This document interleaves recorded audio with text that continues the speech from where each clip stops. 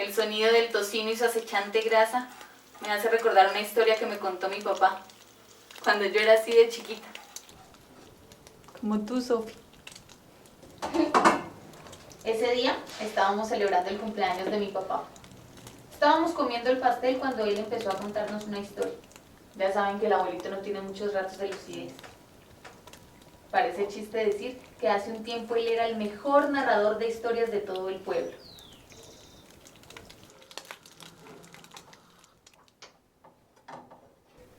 Fue muy particular. Mi papá empezó a perder la memoria cuando parecía que estaba recordando su propia historia. Porque ese día nos contó una historia sobre la Guerra de los 1000 días. Yo vi eso en el colegio. ¿Mi abuelita estuvo ahí? No, mi amor, eso fue hace muchísimo tiempo.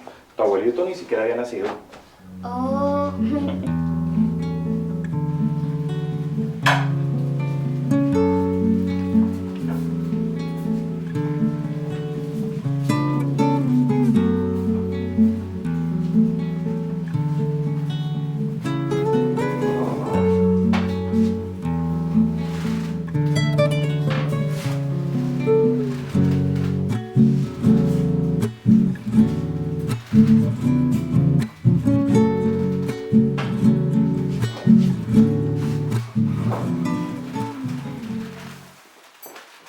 Para esa época, el abuelo de mi papá tenía unos 16 años, cuando la guerra civil inició.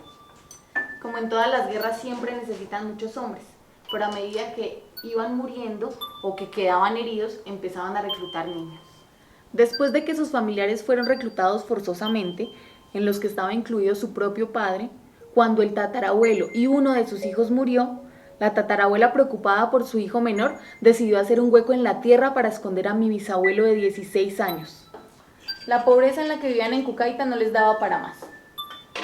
En el hueco, las heladas en las madrugadas eran insoportables. A comparación de los días donde el aire se ponía caliente y difícil de respirar. La familia era muy pobre y con la crisis era muy difícil comprar o conseguir comida. Y el gobierno, como siempre, invirtiendo en las armas. Cuando la situación se puso crítica, lo único que les permitió subsistir fue el cuero de los animales.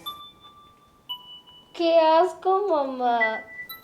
El tocino es cuero de cerdo, amor.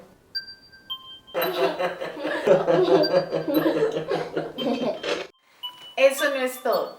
El cuero de algunos animales es duro. Por eso les tocaba dejarlo en remojo días antes en un pozo que quedaba en una finca a 2 horas a caballo. Gracias a que era lejos y en la montaña, nadie se lo robaba. Cuando había sal, era la única manera para darle sabor. Dijo mi papá que a su abuelo prácticamente lo habían enterrado vivo. Ese día nos dijo que luego nos contaba más historias. Ya estaba cansada. A veces la comida nos evoca recuerdos. Mi papá me contó esa historia que tenía bien escondida, como en un hueco de su memoria. Bueno, comamos que se nos va a enfriar la comida.